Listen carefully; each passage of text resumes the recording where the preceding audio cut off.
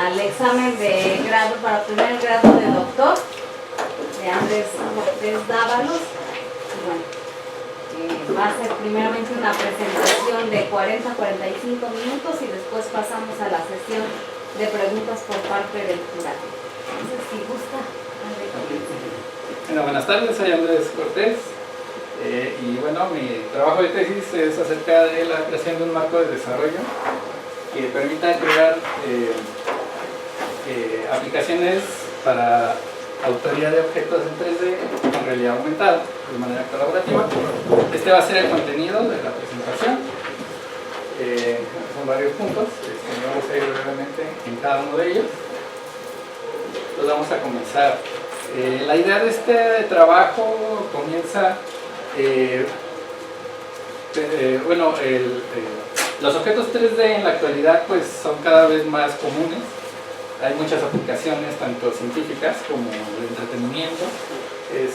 Cada vez estamos más acostumbrados a ver objetos en 3D, pero no es muy común que los utilicemos muchas veces, sobre todo quien no se dedica al área o por ejemplo científicos que están trabajando en un área totalmente distinta, muchas veces no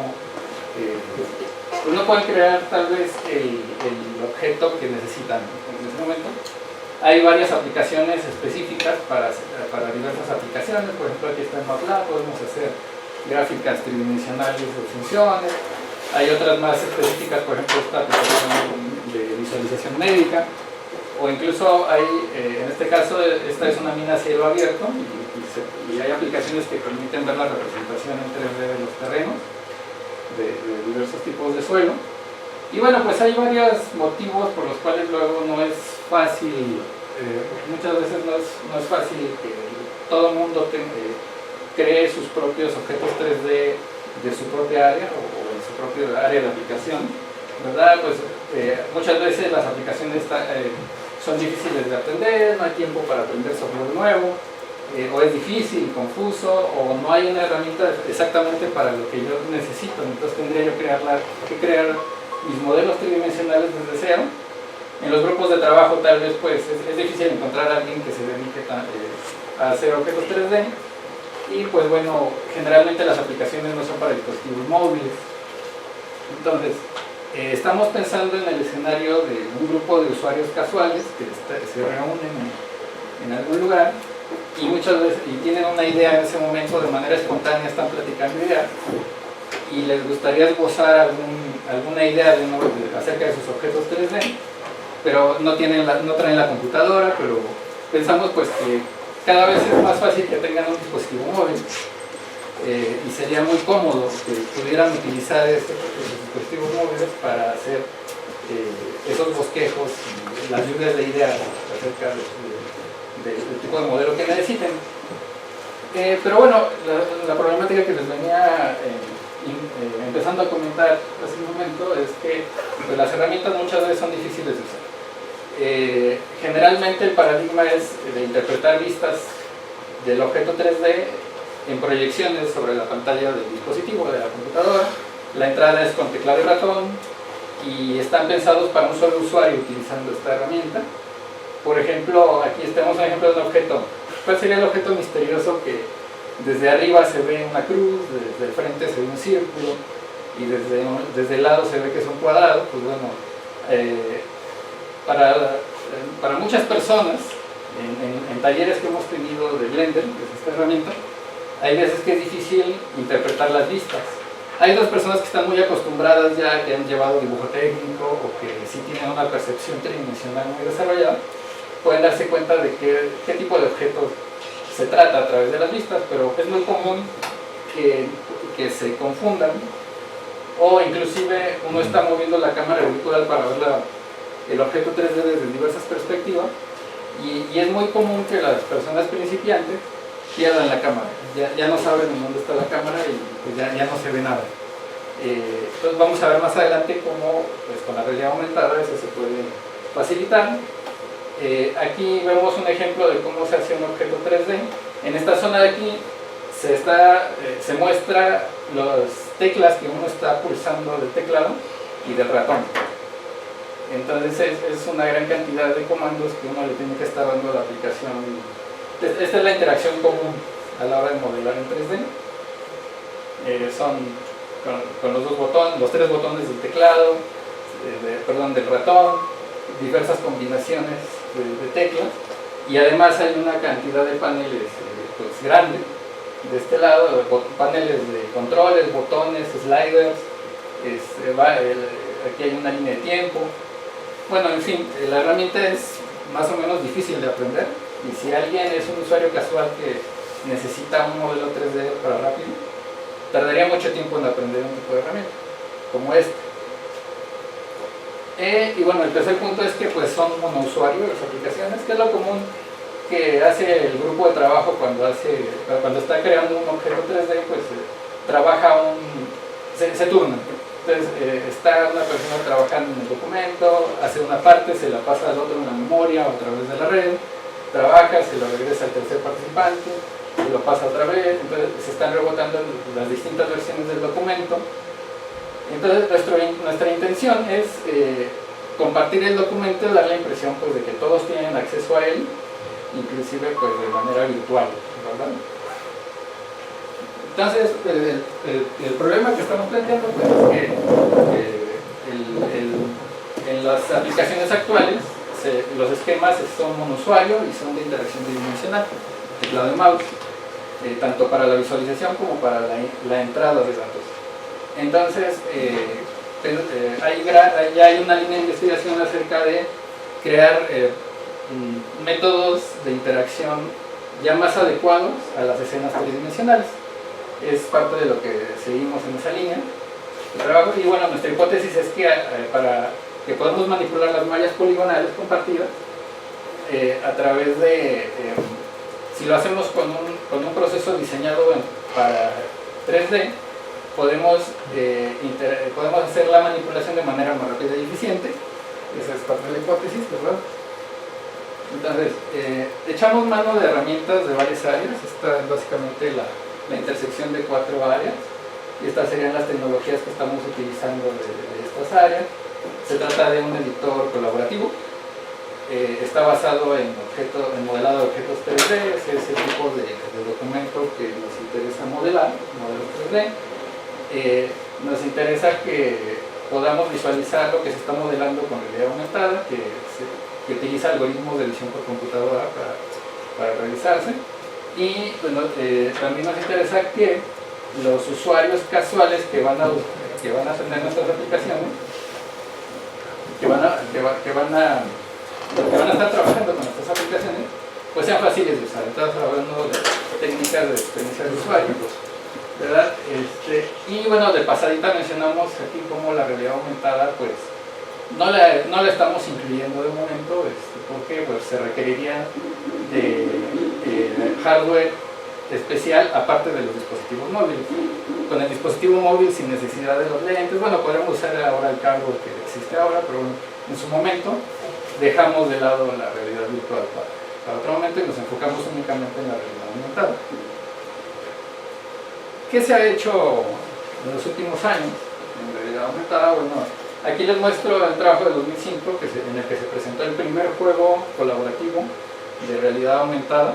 Se presentó en el CIGA 2005 y básicamente todavía no había los teléfonos inteligentes poderosos que conocemos ahora, eran unas PAN a las que se les agregaba su cámara y marcadores de tipo de toolkit, que son cuadritos de blanco y negro, y ellos aumentan los trenes en las vías físicas, aumentaron los trenes virtuales, y básicamente ellos soportaban 4 jugadores al mismo tiempo conectados vía Wi-Fi y podían jugar de manera colaborativa, de manera competitiva.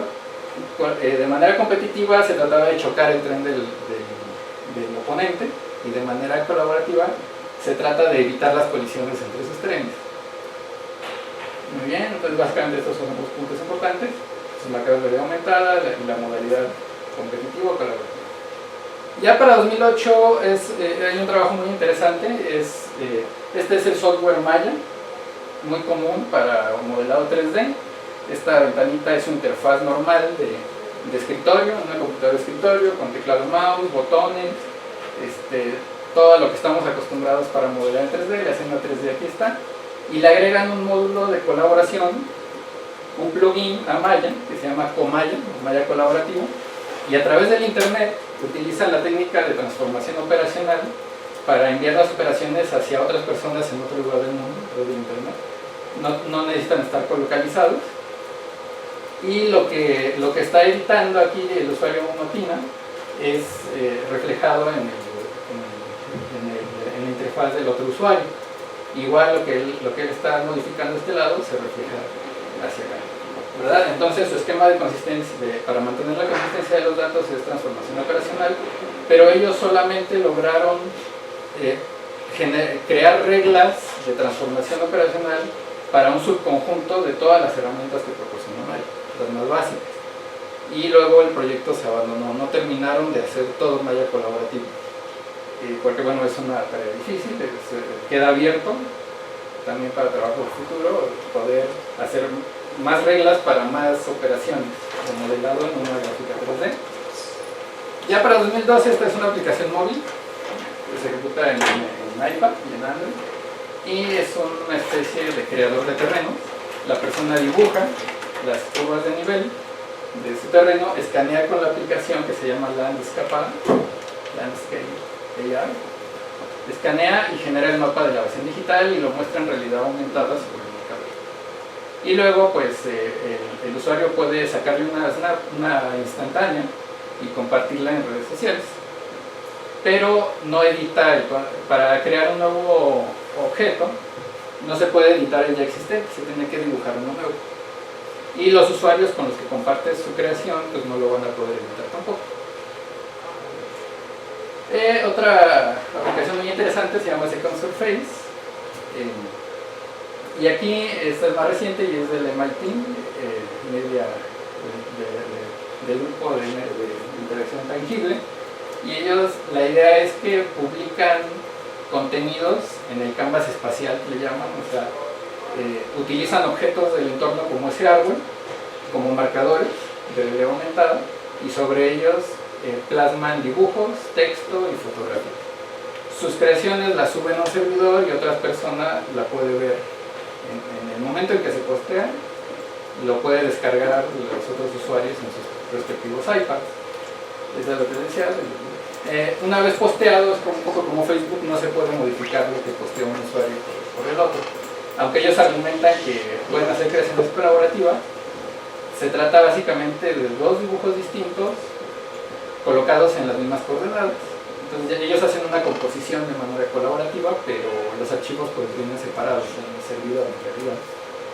Ahí, más reciente vino el boom de los objetos tangibles.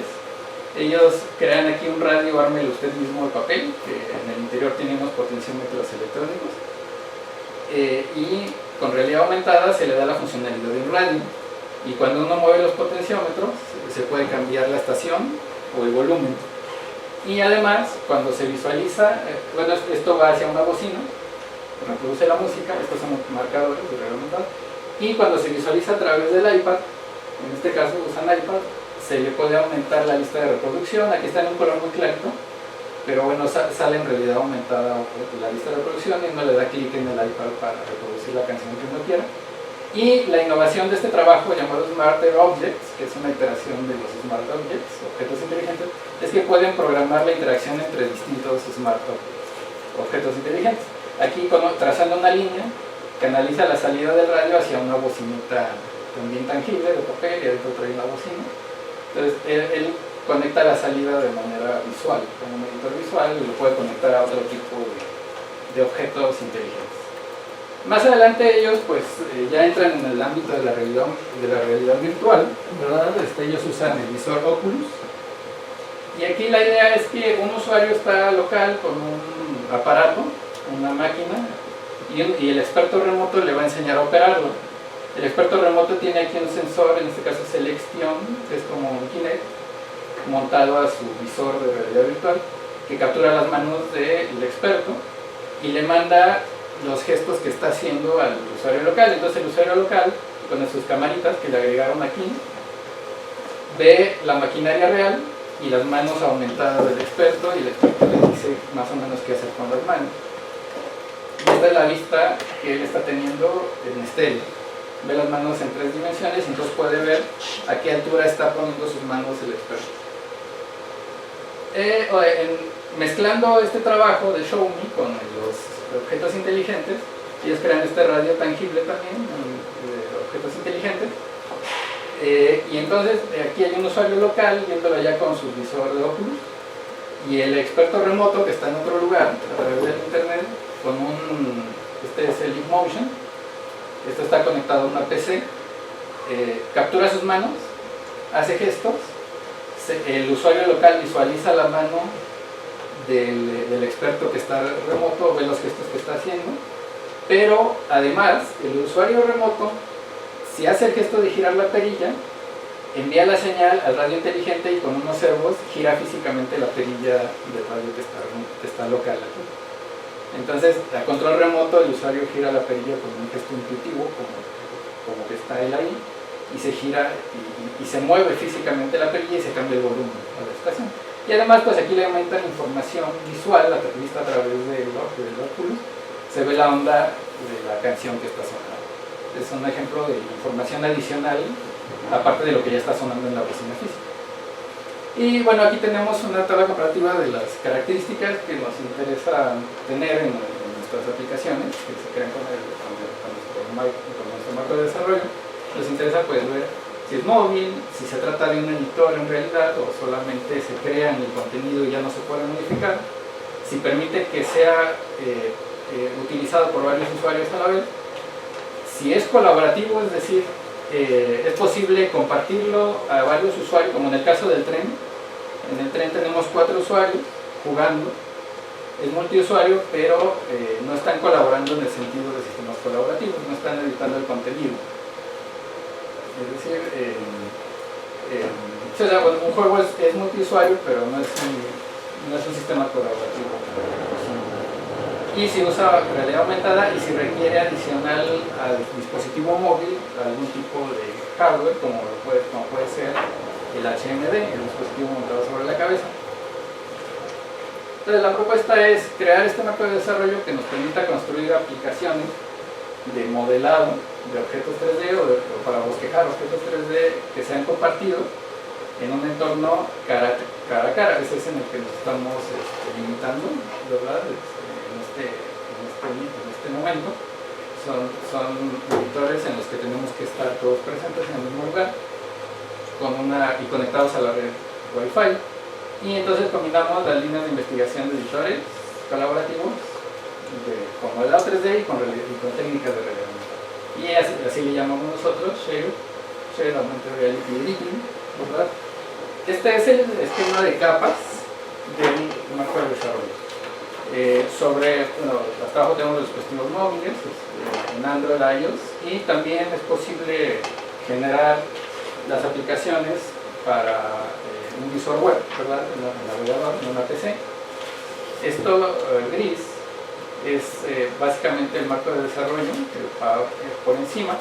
Está fundamentado en un motor de juegos que proporciona pues, la base de toda la arquitectura de la aplicación, y sobre ella tenemos varios módulos que interactúan entre sí. El que va a manejar la realidad aumentada, el que va a capturar los textos del dispositivo móvil, y la biblioteca que va a manejar las redes. Esto nosotros lo utilizamos de herramientas ya establecida, y esto que está remarcado es lo que nosotros implementamos para cada aplicación. Aunque bueno, la arquitectura es la misma en todos los editores, dependiendo del contenido que vamos a editar, es el tipo de... Dependiendo del contenido, es que se implementa. El desarrollador debe implementar estos módulos, dependiendo de qué va a hacer, de qué va a modelar. El módulo que tiene las operaciones de modelado, el módulo que va a dar la interfaz del usuario sobre la pantalla, y el módulo que va a proveer la conciencia de grupo, que lo vamos a estar explicando más adelante. Aquí vemos qué herramientas utilizamos en estos módulos que estamos utilizando ya herramientas establecidas. El motor de juego se llama Unity, el manejo de gestos lo hacemos con el kit de desarrollo de TouchScript. Y el API de Unity se llama HLAPI, High Level API, para el manejo de redes. Y utilizamos el SDK de Vuforia para la realidad aumentada. Muy bien, este es el esquema de nuestra arquitectura del marco de desarrollo. Entonces, básicamente, al centro de todo el esquema está la escena tridimensional. En ella podemos colocar diversos widgets, que son los elementos que van a conformar la escena 3D. No hay una traducción, digamos, una traducción puede ser elemento o artilugio. Pero bueno, nos quedamos con widget, que es lo que se conoce en gráficos, en el área de gráficos por computadora. Entonces, dentro de la escena tenemos estos widgets. Dentro de la escena tenemos los widgets de interfaz de usuario que van a recibir la entrada táctil. Estos son enviados a este módulo para el intercambio de datos, que es el que nos permite compartir las operaciones, las interacciones que estamos viendo desde la interfaz hacia otras instancias de la aplicación, y aplicar localmente estas operaciones. Se le solicita al módulo de modelado, que es el que sabe cómo modificar el modelo 3D que tenemos localmente. Este modelo 3D está replicado en cada instancia de la aplicación, tenemos una copia local, y que mientras aplicamos operaciones con la interfaz de usuario, es el módulo de modelado responsable de realmente cambiar la forma del objeto 3D y de enviar, y este módulo lo envía a los demás. Y de manera similar al módulo modelado tenemos elementos de conciencia de grupo que guardan aquí el estado de los colaboradores. En muchos casos necesitamos saber qué es el estado que tienen en su editor los otros colaboradores que están en ese momento conectados a la sesión colaborativa. Y bueno, y aquí tenemos el modelo 3D, la estructura de datos de la copia local, que bueno, está separada conceptualmente de la representación gráfica ya en el widget dentro de la escena 3D. Aquí está su estructura de datos nada más. Y aquí es un ejemplo, aquí vemos un ejemplo de tres instancias de la aplicación. Una está en Android, una está en iOS y la otra está en un navegador web en PC. En este caso, a él le tocó ser el coordinador de sesión. Él abre la sesión colaborativa, los otros dos se conectan. Es una arquitectura cliente-servidor con autoridad y se conecta mediante su módulo de intercambio de datos. Las operaciones que este aplica se envían al coordinador de sesión y él se encarga de distribuirlas a todos los que están conectados a él, y las que él ejecuta, la ejecuta localmente y las manda a los demás colaboradores. Esa es básicamente la arquitectura de cliente-servidor con autoridad, y cualquiera de las instancias podría ser en un momento dado coordinador de sesión. Es el más básico esquema, y vamos a pasar a una parte muy importante de este marco de desarrollo, son los widgets interactivos. Definimos 4 tipos de widgets distintos por su funcionalidad. Tenemos los que van a formar la interfaz del usuario, tenemos los que van a albergar los datos, que es el contenido que queremos editar. En esta versión del marco de desarrollo solo va a haber un objeto de datos por aplicación, y pues varios de interfaz, se necesitan varios, pero estamos modelando un solo objeto, y ese es el de datos, y ese es el que se comparte. Algunos de conciencia de grupo que van a mostrar la situación de los colaboradores dentro de la escena 3D, y ahí puede haber algunos no interactivos que pueden ser de ornato o pueden simplemente mostrar información, un marco de referencia, proveer un marco de referencia 3D dentro de la escena. Y bueno, estos no son interactivos, pero también tienen una importancia dentro de la aplicación. Los widgets de interfaz de usuario, pues tenemos varios, no los vamos a ver todos por cuestión de tiempo, ¿verdad? Pero bueno, son paneles de botones, aquí hay una perilla que se gira. Ellos tienen distintos modos de operación, como en este caso seleccionar una opción de 4, o aquí está en modalidad de seleccionar 3 de 4. La corta ya no se puede seleccionar, ¿no? Tenemos varias ahí propuestas, o un slider de valores pues con punto decimal o enteros. La perilla funciona como un slider. Y aquí un widget de datos que desarrollamos, trabajamos mucho con los mapas de elevación digital, con los terrenos. Entonces pudimos desarrollar un widget que encapsula varias funciones interesantes de un terreno. Este widget de datos es interactivo, permite que uno le pueda dar los gestos de toque o de arrastre para poder dibujar sobre él. Se le puede cambiar en este caso su textura, pusimos la textura satelital del tipo realizado y los datos de elevación, el mapa de elevación digital desde una imagen, que es el que define su forma. Vamos a ver aquí básicamente un ejemplo de la aplicación de este visualizador de volcanes. Internamente tiene los datos de elevación de 8 volcanes mexicanos. Además, con esta paleta de colores, podemos dibujar rutas sobre el mapa, podemos poner marcadores, se podría dibujar una ruta de alpinismo, etc. O simplemente marcar puntos en el mapa. Y más adelante vamos a ver que con un widget de interfaz de carrusel podemos cambiar, podemos elegir cualquiera de los 8 volcanes y se cargan sus datos, ¿verdad? Entonces diseñamos esa interfaz de usuario de carrusel con pequeños sprites, pequeñas fotos.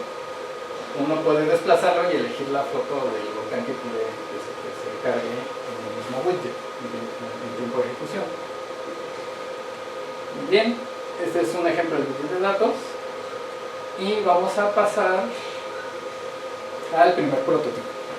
El primer prototipo que diseñamos es una maqueta interactiva para exhibiciones académicas. Podemos pensar para qué querríamos la maqueta para una exhibición. Bueno, pues tiene varias ventajas. Podemos decidir la disposición más conveniente dado un espacio dado, dependiendo del tamaño de la sede. Podemos previsualizar cómo se va a ver la exposición, dado el espacio y los elementos disponibles, mesas, sillas, mamparas, pantalla. Podemos estimar más o menos cuánta gente va a caber, más o menos por dónde se van a mover, acomodarlo de tal manera que se sugiera un flujo natural de los visitantes a la exhibición. Podemos tomar fotos, capturar unas instantáneas del mapa y esa usarla para dársela a las personas que van a armar la exposición. Entonces ya se ve un mapa desde arriba de cómo queremos que quede, se lo damos a los trabajadores, ¿verdad? Y puede ayudar a comunicarse entre las personas que están colaborando en esta exhibición. Este es un ejemplo pequeñito de unos muebles ahí ubicados en una sala, como para una especie de exhibición, un par de mamparas, un escritorio con su silla, la puerta de entrada, unas bancas y aquí podemos pasar una película. En este caso, bueno, toda esta aplicación de modelado de maqueta la armamos con esta arquitectura que les mostré de Shader y pues es orientado a que sea móvil, colaborativo y que utilice realidad aumentada. Definimos una exhibición académica con 3 partes: el espacio físico o la sede, que es un área de tamaño variable, varias piezas de mobiliario, o sea, un montón de muebles que modelamos, que creamos en 3D, y una manera de demostrar qué contenido va a llevar cada mueble, cada pieza de mobiliario. Así definimos el plan de exhibición como la disposición espacial del mobiliario y su contenido dentro del espacio físico de la sede. 3 elementos que nos permiten pues, montar la exposición. En el área rectangular de la sede, y podemos poner entradas y salidas en los lugares pues, para ubicar, ¿no?, dónde están las salidas de emergencia, etc. Podemos poner varias puertitas que representan las entradas. Estos son los muebles que tenemos. Uno tendría que modelar más, pero creemos que pues, con estos ya se puede montar una exhibición. Y el mecanismo para indicar qué va a ir en cada parte, pues pensamos en ponerles unos post-its, y entonces implementamos un widget post-it. En este caso, pues para ponerle un texto, se le da clic de manera táctil, se abre un panel de texto, se le escribe, en este caso es el mecanismo de texto de iOS, se escribe el contenido y ya se guarda en cada notita de texto, y así podemos etiquetar cada uno de los elementos. El editor de terrenos ya es un paso más adelante. En el anterior, la interacción es simplemente ir moviendo objetos físicos, pero sin modificarlos. No podemos cambiar la silla, no podemos cambiar la mesa. Acá ya podemos ya podemos modelar una superficie plana y darle ciertos valores de altura, y podemos crear montañas, podemos crear terrenos. Aquí lo que muestro es un ejemplo de cómo se ve la gráfica de datos satelitales reales. Eso lo podemos hacer en MATLAB, en varias herramientas que ya existen. Pero, ¿qué pasa si quisiéramos dibujar un paisaje imaginario? Pues teníamos que inventar los valores, tal vez, y metérselos en MATLAB, no sé. Pero bueno, nuestra herramienta va a ser más intuitiva que eso. Entonces, bueno, desarrollamos utilizando Share, nuestro marco de desarrollo, esta aplicación móvil, colaborativa, y permite modificar la forma de esta malla poligonal. Hicimos dos versiones. La primera versión se muestra de este lado, y ya una versión un poco más refinada en la interfaz, un poco ya con las opiniones de los usuarios de la primera versión. La mejoramos un poco. Ya para la segunda, estas son las principales diferencias. La primera versión solo se ejecutaba en iOS. Ahora adoptamos el motor de juegos Unity, y entonces ya es posible generar versiones de Android y incluso en PC. No había conciencia de grupo. Aquí agregamos un widget que voy a mostrar más adelante de conciencia de grupo para mostrar qué están haciendo los demás colaboradores. La conectividad, acá hay la posibilidad de que sea con Wi-Fi remoto. Hicimos algunas pruebas en redes Wi-Fi distintas, aunque bueno, está todavía en desarrollo esto. Y notamos que los usuarios a veces querían utilizar el editor sin la realidad aumentada, entonces agregamos la modalidad estándar, como cualquier otro juego. Aquí está en modalidad estándar, sin la realidad aumentada, y aquí vemos cómo pues, diseñamos este pequeño widget de conciencia de grupo, como un avatar de cada persona que va a estar modificando el terreno. Se ubica en donde está pintando la persona, y agregamos esta pequeña esferita. Cambia de color dependiendo de la herramienta que tiene seleccionado ese colaborador en particular. Tenemos las 4 herramientas: levantar el terreno, bajar el terreno, aplanarlo y suavizar si quedan con muchos picos.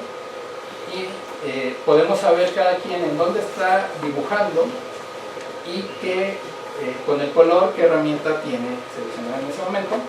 Y el tamaño de la esferita va a decir el tamaño de la brocha que está utilizando la persona, de más o menos a escala, y con un pequeño numerito que nos indica el radio en píxeles. Muy bien, y este es un ejemplo de lo que cómo se ve dibujar un terreno utilizando la herramienta de aplanado. Agregamos este pequeño slider con esta indicación, este plano indicador, para seleccionar la altura de aplanado. Es decir, el terreno se va a aplanar a esa altura que yo estoy diciendo, y visualmente yo sé exactamente hacia dónde se va a mover, porque se va a mover hacia este plano. Entonces ese fue un widget también que le agregamos, que no se tenía en la otra versión. Luego pues hicimos varias pruebas. Voy a mencionar rápidamente pues, ya el resultado final. Utilizamos una medida de la carga de trabajo percibida por un grupo de colaboradores que están haciendo una tarea, cualquier tarea. Este fue introducido por la NASA hace ya muchos años. Se evalúa en 6 dimensiones, Se evalúa la demanda mental, la demanda física, en tiempo, si me tardé mucho en hacer la tarea o poco, cómo me sentí con mi desempeño, qué tanto me frustró hacer la tarea y cuánto esfuerzo le tuve que aplicar. Se miden esas 6 dimensiones, ellos se evalúan, cada curva es una dimensión distinta, y finalmente ellos dan un promedio ponderado. Ellos eligen qué es más importante, si mental o física o temporal, y se saca un promedio finalmente. Y bueno, para los 8 usuarios que hicieron esta encuesta, cayó dentro del 23.67 de carga de trabajo. En este caso, una carga de trabajo 0 es que se les hizo muy fácil, es bueno, y una carga de 100, pues es mucha carga y pues es malo, se les hizo difícil, se les hizo pesado usar la aplicación. Entonces quedamos pues en bueno, con una versión estándar de 8 dentro de la escala de 100. Y bueno, pues fue buena, fue una buena carga de trabajo, no muy pesado, no se les hizo pesada la aplicación. Luego utilizamos otra escala para medir el diseño con la cualidad hedónica y para medir la usabilidad mediante la cualidad pragmática, qué tan pragmática es la aplicación. Y hicimos varias comparaciones, les muestro nada más una. En esta comparamos la modalidad estándar de nuestro editor con la modalidad de realidad aumentada. Bueno, hay un poco de trabajo por hacer, ¿verdad? Para lo que se desearía, ya para un producto final, ya acabado, pero pues se dirige hacia allá, ¿verdad? La incertidumbre de esta encuesta es pequeña, es más o menos la misma en ambas, es este recuadro, y el centro es el promedio de los usuarios, ¿verdad? Y vemos que la versión con realidad aumentada mejoró en su percepción hedónica, es decir, les gustó un poquito más, ya casi brincando la frontera de neutral, ¿verdad? Les gustó un poco más y en la práctica les pareció igual de usable con realidad aumentada que sin realidad aumentada. Les pareció más bonito. El editor de mallas es el tercer prototipo. Podemos mostrar estos prototipos al final. Utilizamos la estructura de datos Gmesh para representar mallas poligonales con una característica topológica que se llama sin variedad, non-manifold. Esta es comparable a estas que ya son conocidas de geometría computacional, Half-Edge y Radial Edge, que está la fuente, pero estas estructuras de datos les interesa nada más utilizar variedades de n dimensiones, pero en el modelado 3D necesitamos que no estén restringidas a ser variedades, y ahorita les voy a explicar cómo es esta cuestión. Entonces, la malla tiene estas características, permite tener información de adyacencia local persistente, podemos modificar su topología de las mallas de manera local, podemos tener caras poligonales de n lados arbitrarios. Generalmente estas estructuras pueden utilizar triángulos o cuadrados, pero ya no pentágonos, hay que dividirlos. Y podemos representar cualquier condición sin variedad, incluyendo pues, una serie de aristas que no tengan ninguna cara, por ejemplo. Aquí tenemos objetos, básicamente esta es la definición informal, que bueno, esta es la definición más o menos informal, ¿verdad? Pero para rápido les voy a mencionar que bueno, un punto es una variedad de dimensión cero, una línea es de una dimensión, es una variedad. Una cara pues, es de 2 dimensiones y todos sus puntos son de 2 dimensiones. Un cubo es de 3, pero por ejemplo esta malla poligonal es posible hacerla con Gmesh, pero tenemos regiones que son de una dimensión, regiones que son de 2 dimensiones y regiones que son de 3 dimensiones. Entonces nos gusta tener esta libertad cuando modelamos en 3D, sin estar restringidos a que todo sea de la misma dimensión, y es útil a la hora de estar modelando. Y estas son las capturas digamos es la primera versión de un editor de mallas, ya no se terminó, pero lo que nos permite hacer es leer la malla Gmesh, que es del código de Blender, lo portamos a iOS y en el dispositivo móvil, en un iPad, podemos cargar una malla. Aquí está mostrada en malla de alambre o con las caras dibujadas para que se vea más sólido. Se ven sus vértices en verde, las aristas en azul y las caras en gris. Y en esta aplicación podemos seleccionar vértices y trasladarlos, rotarlos y cambiarles de tamaño. Y deseleccionar todo o seleccionar todo, etc. Muy bien. Entonces, podemos concluir pues que pues nuestra principal contribución es un marco de desarrollo para crear aplicaciones de modelado o de bosquejado de objetos 3D, en los cuales proporcionamos dos cosas importantes. La arquitectura básica con la que nosotros proponemos que cualquier editor de objetos 3D tenga esa misma arquitectura, básicamente, la que se mostró en los diagramas, y la otra parte son los widgets. Le damos a los desarrolladores que ya estén familiarizados con Unity una serie de widgets para hacer ya la interfaz de usuario, en los cuales pueda basarse para usarlos como son o modificarlos. Si el desarrollador ya le sabe Unity, lo puede modificar para adaptarlos a sus necesidades y crear una aplicación ya que sea más usable más fácil de usar para un usuario novato que no sepa de programación, que no sepa modelar 3D, simplemente instala la aplicación y empieza pues a tratar de bosquejar sus ideas en un objeto 3D. Pero el desarrollador sí tiene que saberle a Unity si quiere modificar los widgets que le estamos proporcionando, pero ya es un punto de partida. Ya son botones que ya hacen ciertas cosas y ya yo puedo modificar, cambiarle su forma, cambiarle el color, no sé. Entonces, damos esas dos partes, la arquitectura y los widgets. Vemos en los usuarios que se tiene un impacto positivo.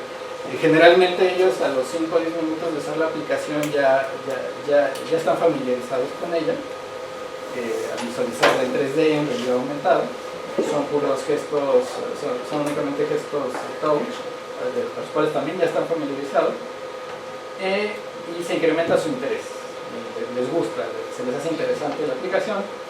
Se validó nuestra propuesta de marco de desarrollo con 3 prototipos, con 3 contenidos de dificultad creciente, y pues pudimos medir la cantidad de inconsistencias en la estructura de datos sencilla del mapa de la base digital, y vimos pues que en varias sesiones colaborativas las inconsistencias fueron pequeñas, aceptables para una aplicación de bosquejado, en las que pues solamente estamos pues discutiendo ideas, la forma general del modelo, y no es tan importante que sean exactamente consistentes. Ese es un trabajo que se tiene que hacer a futuro, ¿verdad? Aplicar transformación operacional a los modelos 3D, desarrollar las reglas necesarias para aplicar transformación operacional ya en una malla genérica, ¿verdad? Continuar el desarrollo de nuestro editor de mallas, que va por buen camino. Sería muy interesante poder hacer una malla ya de forma arbitraria en el celular y de manera colaborativa. Entonces queda pues, para trabajo futuro, esto que les comentaba, de transformación operacional con reglas para las escenas televisivas especiales. Una idea que se trató durante algún tiempo y que también no pudo realizarse fue seguir el seguimiento de los dedos con las cámaras. Se le aplican algunos mecanismos de procesamiento digital de imágenes en los que detectamos el color de piel, lo enmascaramos, y el paso que seguiría sería en esa máscara de piel, o que aísla el color piel de las imágenes, encontrar cuáles pueden ser los dedos, encontrar sus coordenadas en la escena tridimensional, en esta captura que es estereoscópica, encontrar a qué tan profunda está la punta del dedo, y entonces ya con ellos interactuar con los objetos virtuales. Esto es un poco ambicioso, pero queda como trabajo futuro, será muy interesante. Seguimiento de dedos mediante el color de piel, o una alternativa que pues, ya fue más reciente es utilizar sensores de profundidad para los dedos. Aquí vemos el pressure sensor que se utiliza en los iPads. Únicamente funciona en los iPads, es como un Kinect, y pues puede utilizarse para ya manipular objetos en 3D. Ya es un producto ya más desarrollado, ¿verdad? Pero si no hay esta opción sería muy útil para no tener que comprar este tipo de hardware, pues, es relativamente costoso, ¿verdad? Tal vez no cualquiera podría tener acceso a los sensores de profundidad, y extendernos de nuestro esquema de cara a cara, ¿verdad? Ajá. Y explorar ya el uso de realidad virtual con los lentes de cardboard, que desde que salieron pues ya es accesible para casi cualquiera, armar sus lentes de cartón y poner el celular. Entonces ya es una opción ahora. Entonces, hace 4 años pues, bueno, no era todavía una opción, digamos, virtual. 4 publicaciones tenemos, una de sí. Entonces tenemos la segunda versión del editor de terrenos. Tenemos aquí se publicó el editor de exhibiciones académicas. Acá se publicó el aspecto del primer editor de terrenos como servicio web, ya que utilizamos un esquema de publicación y descubrimiento de servicios web para iOS que se llama Bonjour. Entonces esto se publicó aquí en este short paper. Y bueno, esta es de la primera versión. Este es un aspecto digamos, como web service, y este ya es en general, un paper un poco ya más extenso de la primera versión del editor de terrenos. Esas son las publicaciones que tenemos. Y la bibliografía que se utilizó para la presentación. Y pues eso es todo, muchas gracias. Y si ya no sé si quieren pasar a preguntas o ver, o tal vez en las preguntas ver la ejecución del editor de terrenos o del editor de exhibiciones académicas. Okay. Muchas gracias. Gracias. Entonces, bueno, vamos a pasar a la sesión de preguntas y tal vez ahí de lugar a que pueda mostrar algún prototipo si así se requiere. Bueno, vamos a comenzar por los invitados. Entonces, bueno, la doctora Beatriz González. Las preguntas que quiero hacerte se van a concentrar básicamente en el marco de desarrollo. ¿Sí? Muestras una arquitectura donde claramente nos explicas cuáles son los APIs que utilizas en cuanto a la API de red, de gestos táctiles y de realidad aumentada. Sin embargo, me gustaría que pusieras énfasis en las operaciones que tienen que ver con el modelado 3D para poder utilizar tu marco de desarrollo. Ok. Sí, ahí propusimos, bueno, no que sea diapositiva de este, como les comentaba, los módulos que están, estos modelitos en blanco, reutilizamos herramientas, pero nosotros modelamos esta parte. En el caso del componente de modelado, notamos algo muy particular ahí. Dependiendo del objeto 3D que se va a manipular, se va a implementar de manera totalmente diferente. Ahí, por ejemplo, en el caso del mueble, las operaciones de transformación pues van a ser trasladar y rotar. Ahí no se requeriría cambiar de escala. No tendría caso poner una silla demasiado grande, ya vienen a medidas antropomórficas del mueble. Entonces, dependiendo de para qué voy a hacer el editor, depende qué operaciones le agrego. En general, pues serían las operaciones afines, transformación, rotación y escala, pero algunas veces pues no se van a utilizar todas. Y en esta aplicación no se quiere modelar el interior, no se quieren mover los vértices de la silla. En los casos donde ya se va a mover los vértices, como en el editor de terrenos, las operaciones propuestas fueron 4, pensando en un editor de terrenos fácil de usar, en el que yo no tuviera que decirle, como usuario novato, yo decirle, voy a seleccionar el vértice 3,1 y el 5,2 y el 8,3 con números, así, o tengo 10, en este caso tenía 100 por 100 vértices. Tal vez sería mucho pedir tener que seleccionar uno por uno. Entonces no se utilizaría una función de seleccioname estos vértices y muévelos tal delta, sino que lo abstraemos lo más sencillo posible. Operación pintar con una brocha, utilizando una brocha, la operación levanta el terreno bajo con cierta fuerza, con un cierto factor de fuerza. Desciende el terreno, levantar el terreno, descender el terreno, aplanar el terreno hasta una cierta altura que yo le doy también de manera intuitiva, ¿verdad? Y suavizar. Son las 4 operaciones que se propusieron, pero estas no son útiles en los otros editores. Es el punto que quiero resaltar aquí. No podría meterlas al framework como operaciones propuestas, porque son específicas de esa aplicación en particular. Esas son muy específicas. Ese es el punto. Entonces, cada que yo necesite un modelo, el desarrollador se va a enfocar en implementar estas 3 partes, ¿verdad?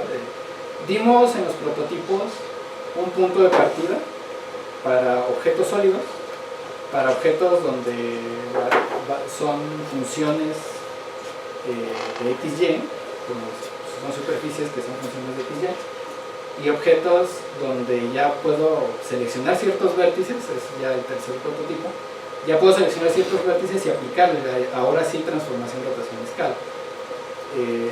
Damos punto de partida en esas tres direcciones que creemos que son generales: piezas sólidas, un mapa de elevación, una función de XY, o ya una malla genérica, que sería, digamos, la que ya no sirve para todo, la malla genérica. Desafortunadamente es la más importante, digo, la más difícil. Quedó pues así incompleto, ¿verdad? Pero la más completa es la malla, y ahí hicimos una especie de clasificación.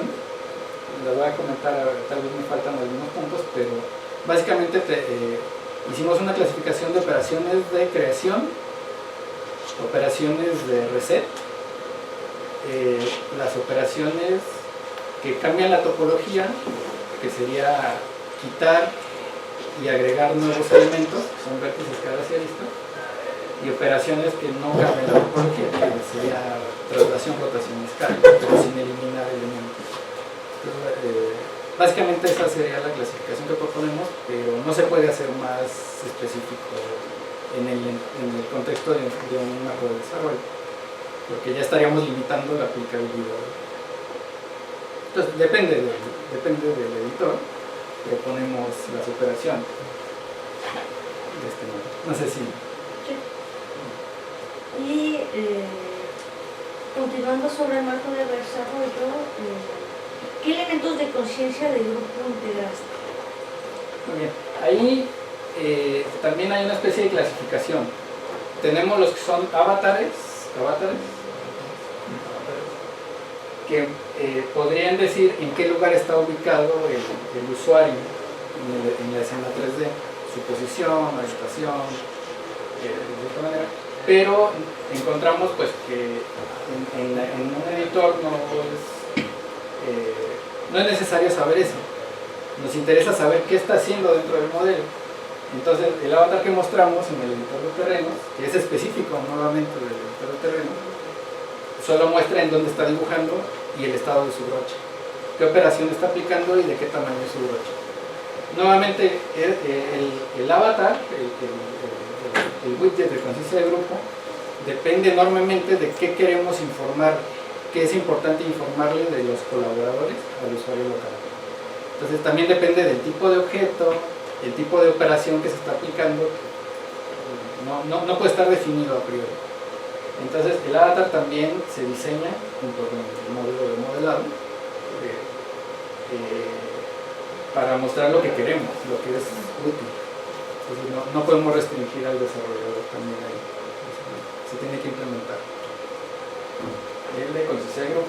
Interfaz de usuario, lo mismo, ahí sí pudimos dar más propuestas, una amplia variedad de propuestas, y aún así el desarrollador tal vez tendría que modificarlas para ya dejar la aplicación pues como la quiere, para el tipo de objeto que es y el tipo de interacción que quiere plantear. Entonces, en estas tres áreas la propuesta viene dada en los prototipos y de ahí tal vez modificar. Y por último, ¿cómo realizas la elección del coordinador de sesión? Eso es verbalmente, estamos todos juntos, tenemos nuestro iOS, nuestro Android, descargamos la aplicación, suponiendo que estuviera ya en línea, ¿verdad? Y decimos, bueno, yo voy a ser el coordinador. Abro la aplicación y le doy algo, en el caso del prototipo le doy Start Server, arrancar servidor, y entonces se va a publicar mi sesión colaborativa. Los demás buscan, le dan al otro botón, que es buscar sesiones abiertas, y va a aparecer el nombre, con el nombre que yo le di a la aplicación, mi nombre, ¿verdad? En este caso funcionan con el nombre debe ser único, cada quien debe tener un nombre distinto para que funcione correctamente, ese es su ID, y buscan la sesión abierta con mi nombre y se conectan a ella. Ese es el proceso para abrir una sesión colaborativa y unirse a ella. Muchas gracias. Gracias. A ver, pasamos entonces con el siguiente invitado. Sí, antes todo, me gustaría decir que yo soy muy decir, no sorprendido, pero sí me encantó la calidad del contenido de este manuscrito, que se ve que fue realizado con mucha atención y bueno, a veces no es evidente, ¿eh? Aquí hay un trabajo que se ve que es importante y ese está muy bien. Bueno, desde el punto de las preguntas, yo quiero regresar al propósito de las conciencias de grupo. A mí que me da más, bueno, yo vi la proposición, me parece bien, pero una parte que tú pasaste completamente bajo silencio es cómo se va a transferir las modificaciones por modificaciones o por modificaciones, funciones a aplicar en cada ambiente distribuido o estado que tú vas a replicar, a decir ya yo bajé me pregunta cómo manejaste este estado global, si tú lo implementaste así, y si realmente hay un estado global, si se puede recuperar un resultado de sesión. Ok. Sí, bueno, la arquitectura es replicada, no hay un estado global. Cada copia del objeto 3D, cada quien tiene su copia local almacenada y se transfieren únicamente las operaciones. No se transfiere el estado, como decía, pues sería poner 100% en vértice, pues serían muchos datos que transferir por la red para mandar estado. No se implementó una manera de sacar el consenso de todos los participantes. En esta etapa de desarrollo, bueno, no de tiempo a hacer eso, no hay un estado global, no se puede consensar o promediar. Ya sería un proceso aparte, que ellos mandaran ya sus 100% datos a un repositorio o por archivo, y pues tal vez promediar. Y ninguno de ellos sería correcto. De hecho, medimos las diferencias de esta manera, comparando entre los estados que ellos tenían, encontramos que no eran demasiados, y por eso fue que pues, se considera esta herramienta como de bosquejado. No, se parece en forma, pero no son exactamente las mismas, no están exactamente en el mismo estado. En realidad, ya es un área, ya sería una tesis completa, digamos, desarrollar aplicar un esquema en el que se mantenga el mismo estado o elegir quién tiene la razón, si es el coordinador o si es el promedio de todos. Entonces, quedó a futuro. No hay Es decir, ¿qué pasa si, por ejemplo, uno está empujando por ejemplo, el editor de terrenos, uno está empujando el pico, el otro lo está sobre el verlo? ¿Qué pasa? Eso ocurría con mucha frecuencia. Se aplican ambas. Se midió qué tantas inconsistencias causaban que ellos estuvieran aplicando esas operaciones conflictivas. Entonces yo lo levanto 3 unidades, el otro lo baja 5, se suman. Primero se sube y luego se baja en algunas instancias, en otras instancias primero se baja y luego se sube. Pero del punto de la conciencia de grupo no es tan súper bueno ese. Porque sí, si uno sube de 3 y luego baja de 5, finalmente se queda bajado de 2, hay 2 frustrados. Hay 2 personas frustradas. Así es. Ni uno está contento. Sí, en esta etapa no se resuelven los conflictos.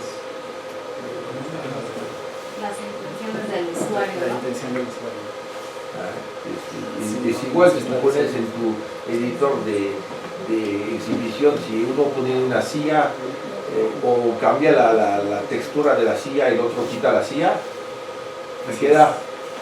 Así, sí, al momento de borrar el mobiliario se necesita un esquema de consenso que tal vez voten o de alguna manera. Pero a todos los momentos, tú me pones una silla de paja y el otro me pone una silla de madera, que se queda. Sí. y sí, en este momento pues se mueven simplemente y cada quien está moviendo una a la vez, es como un esquema de candados, se libera cuando ya se aleja en su lugar y alguien más la puede mover. Sí, efectivamente que da futuro. El tipo de conciencia de grupo que implementaste es siempre el tipo WYSIWYS, es decir, el más que tú puedes, ¿no? Es decir, tratar de dar la misma vista a todos, tampoco si la vista es la que esperaron, ¿no? Así es. Sí, se da el resultado de la aplicación de las operaciones en tiempo de ejecución. Una pregunta que tengo es, el editor de terreno, tu ejemplo de volcanes está interesante. ¿Podrías poner funciones, por ejemplo, además de poner, por ejemplo, acciones básicas, de poner funciones más elaboradas? Por ejemplo, un vulcanólogo me va a dar la función de erupción explosiva o erupción, ¿cómo se llama? Piroplástico.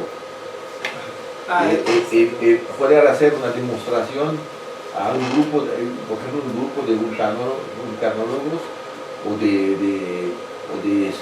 un profesor con estudiantes para ver cómo se comporta la explosión del volcán dependiendo del tipo de explosión que puede ocurrir, ¿no? Sí, así es. En este caso, la herramienta cubre la tarea de modelado.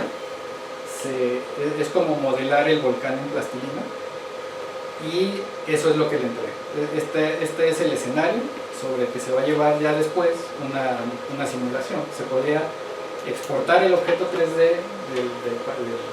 del popo y ya lo guardamos en archivo, y entonces la persona que va a utilizarlo ya en una aplicación le agrega un sistema de partículas, un sistema de fluidos, y entonces eso ya va a correr alrededor de las laterales. ¿Y sí se podría hacer fácilmente? Se puede hacer, pero el editor no lo hace. Ya no se considera, bueno, pero es una de las aplicaciones. Que no hace que no provee la función es una cosa, pero que permite la conexión de la función. Así es, la malla sirve como un collider, que le llaman, un colisionador para las partículas y para el simulador de fluidos. Se le agrega un simulador de fluidos y entonces ya se puede hacer que un fluido espeso se empiece a escurrir a los lados de la montaña. Ya nos va a enseñar cómo el popó va a explotar como el monte San Telmo. Se podría visualizar en un salón una erupción local. Obvio que no sabríamos realmente para dónde se va. Para dar conciencia a la población. Sí, es una aplicación de este tipo de modelos. Bueno, para mí, yo pienso que será todo. Hay unas pero fueron mis preguntas. Ahora pasamos a los volcanes. ¿Quién gusta empezar?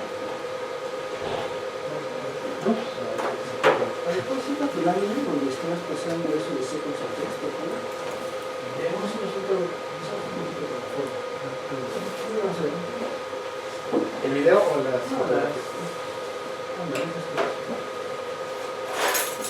Aquí vamos a cuestión de forma. Comentaste que utilizaste la palabra postear. Sí. ¿Por qué utilizaste postear?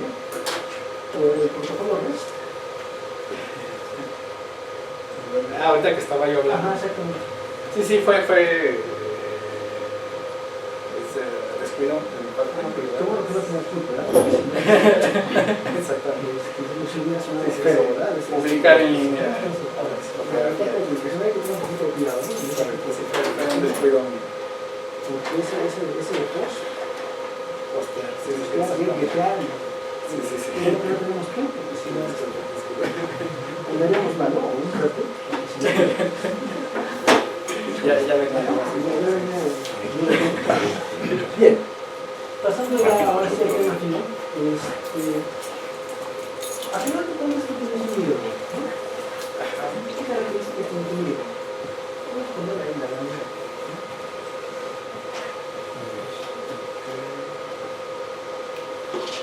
¿La de capas? ¿O esta de acá? En el modelo de Es esta. ¿Qué características tiene tu video? Ok.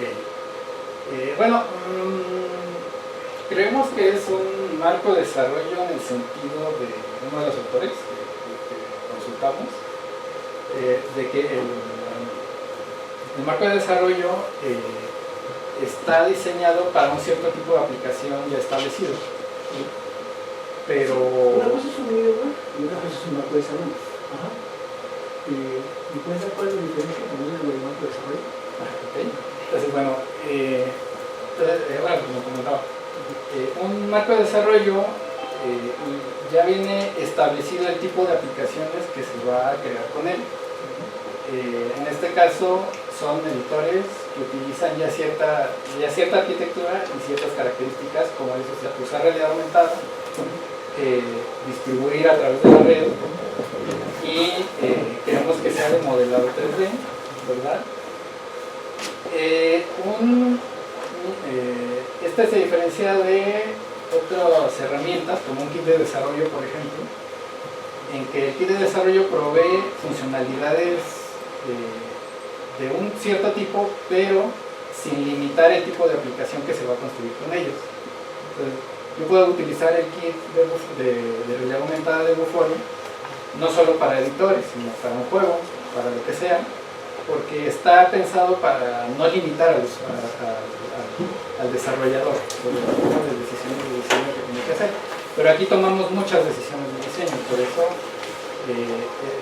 no es tan amplio como un kit de desarrollo, sino y se limita mucho ya las decisiones de diseño.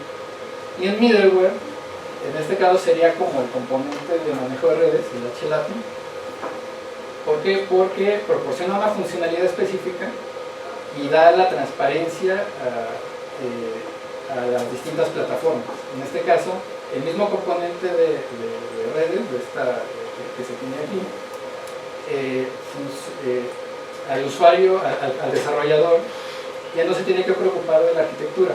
Esto es lo que nos hizo posible conectar dispositivos Android con iOS y con el navegador web. Entonces, ahí sí se llama, creemos que ahí sí se llama middleware porque se implementó el mismo esquema de mensajes y el middleware ya lo traduce ya sea Android, iOS, es multiplataforma en esa parte.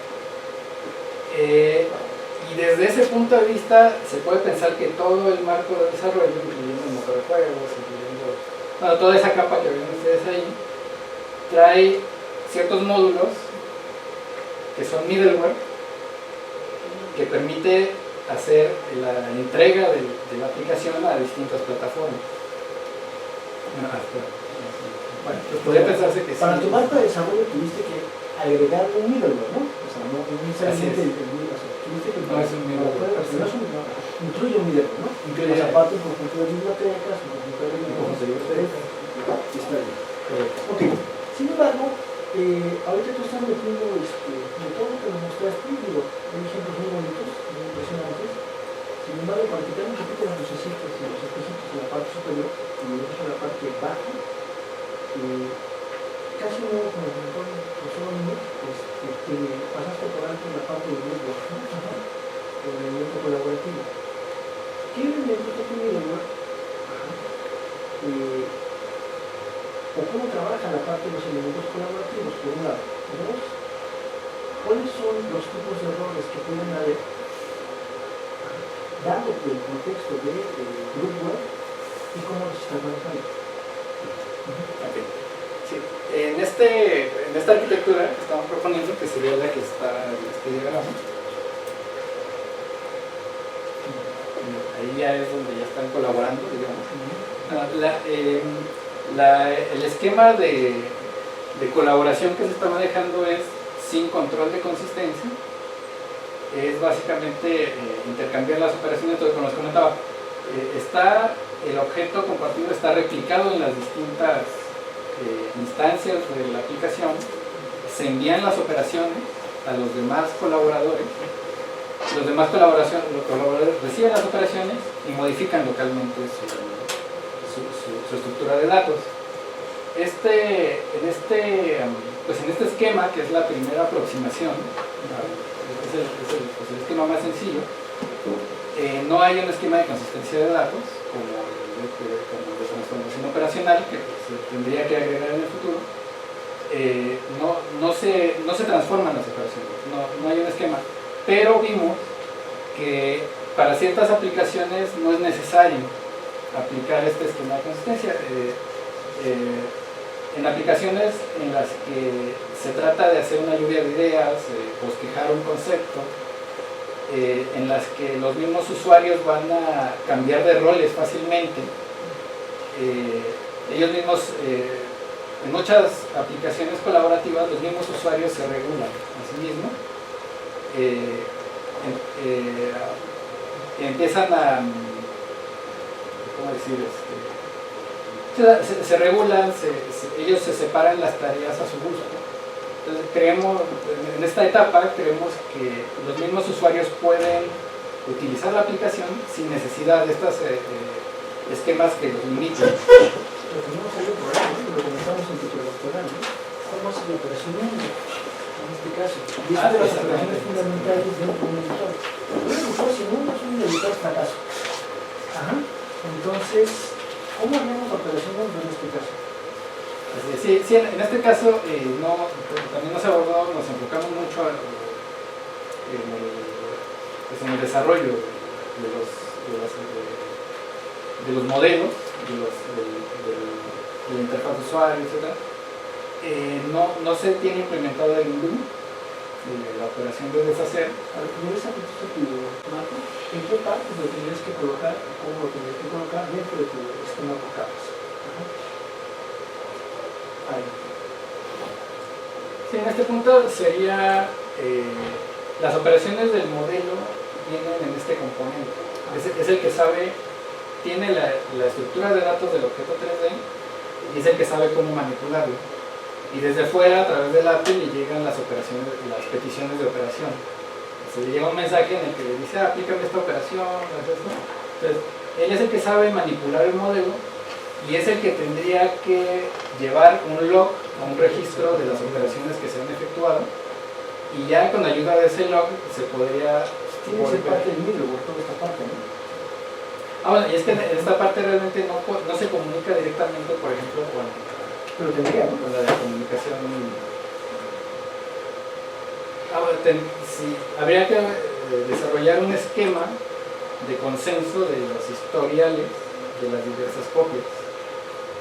Esa sería una posible aproximación, o llevar un historial global, o darle autoridad al coordinador para que él imponga un historial sobre los demás.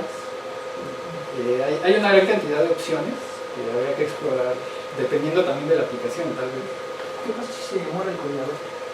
Sí, aquí es lo mismo, hacer un esquema de migración del servidor, porque es cliente-servidor. Pues es otro de los errores que están complicados. Ajá, no sé. Bueno, O sea, ¿tú visualizaste cuáles eran todos los errores que podían existir? Sí tenemos conciencia de que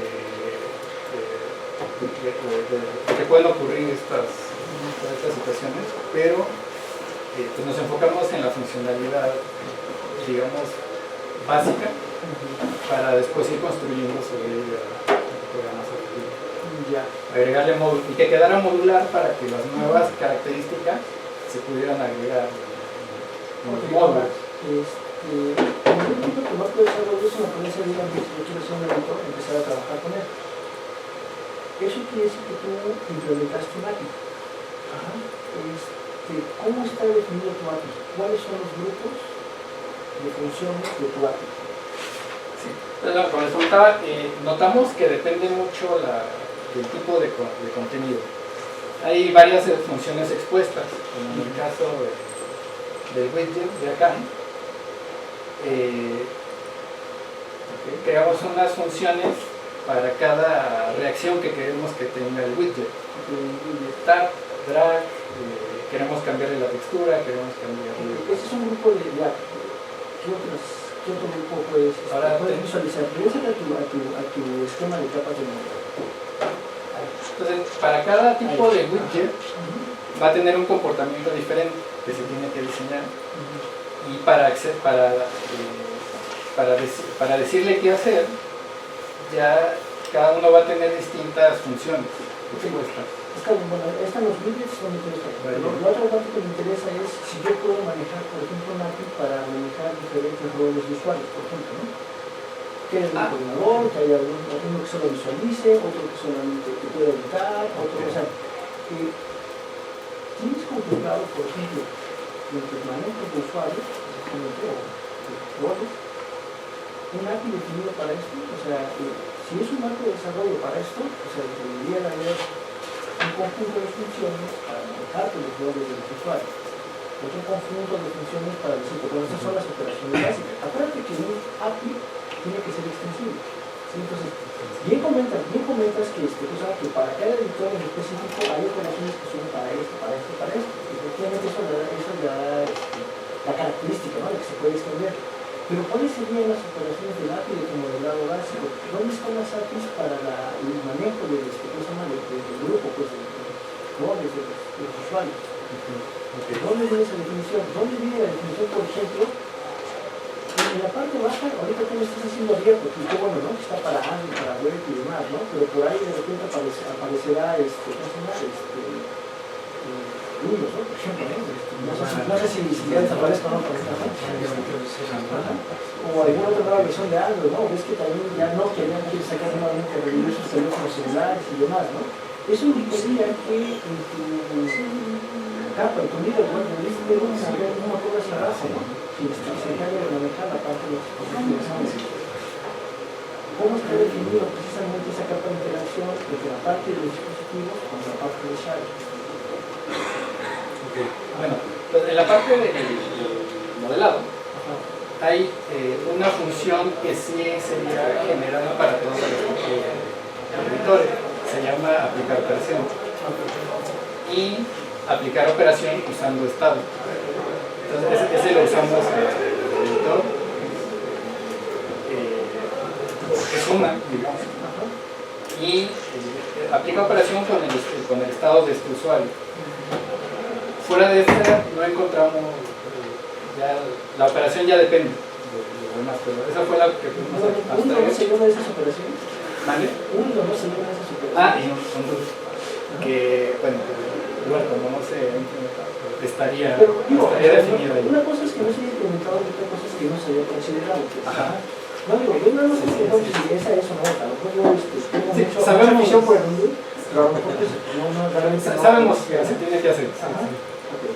Sería también generar un DU, incluso pues, con modalidades, ¿no? Un DU global, un DU local, no sé, o por objeto. Y para el manejo de las personas, de los roles, aquí no metimos roles de usuario. Todos fueron demasiado democráticos y entonces todos son el mismo, todos tienen acceso a todo. ¿No es necesario los roles de usuario? Sí sería necesario. Entonces, ¿por qué no se contemplan? Entonces, no los definimos en este momento, no fue necesario implementarlo, pero sí se necesita agregar, cuando la aplicación lo amerite, se tiene que agregar, entonces sí, se queda futuro también. Está bien. Por mi parte, creo que. Gracias. Como en la primera siempre me tocaba el último.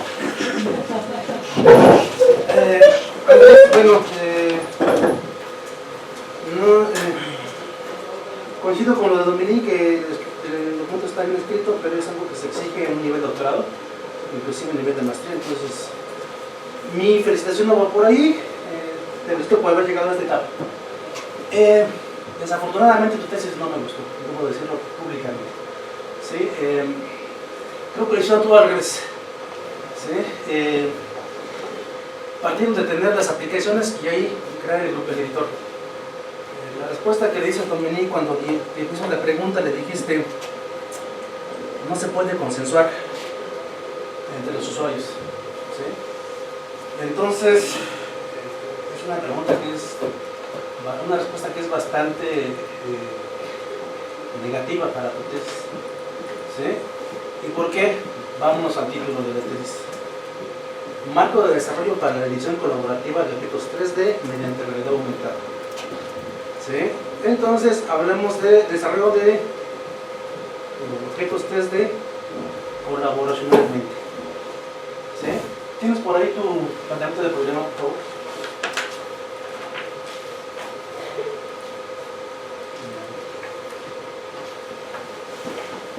los sistemas de modelo 3D actuales, la manipulación de los modelos de descripción general se obtiene del esquema del usuario y adecuada 3D y la colaboración. Y luego la hipótesis, la manipulación de mallas poligonales compartidas se puede hacer más rápida y efectivamente a través de un proceso iterativo llamado 3D y la colaboración. Y luego nos vamos a tu objetivo.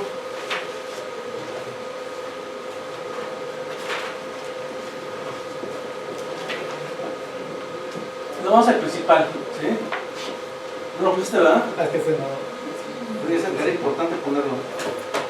El objetivo general del proceso de trabajo es crear un marco de desarrollo que facilite la construcción de aplicaciones colaborativas que permitan a grupos de colaboradores casuales y novatos la autoría. Fíjate, ya empezamos de aplicaciones colaborativas y tienes colaboradores que permitan a los usuarios la autoría síncrona, la autoría síncrona y colocalizada de contenido digital en 3D. Bueno, mediante la herramienta, es una herramienta usando únicamente dispositivos móviles, ¿sí? Ese es el objetivo. Pero aquí sí me presentas ideas muy interesantes y en tu planteamiento del problema y en tu hipótesis no chocan, de hecho, ¿sí? Entonces, y empezaste a presentar los problemas, los ejemplos, pero en ningún momento vi dónde estaba la colaboración entre los usuarios, ¿sí? Entonces, me quedo con la impresión de que siguen siendo editores 3D de los muchos que ya existen y que presenta una tabla bastante interesante ahí, ¿sí? ¿Qué pasó? ¿Qué onda? ¿Qué les pasó? ¿Qué les falló ahí? Sí. Bueno, aquí se me fue la redacción. En la tesis sí se menciona la parte colaborativa. ¿En dónde? ¿En el problema? En la tesis sí se ¿Qué párrafo? Pero bueno, y ahí lo importante sería...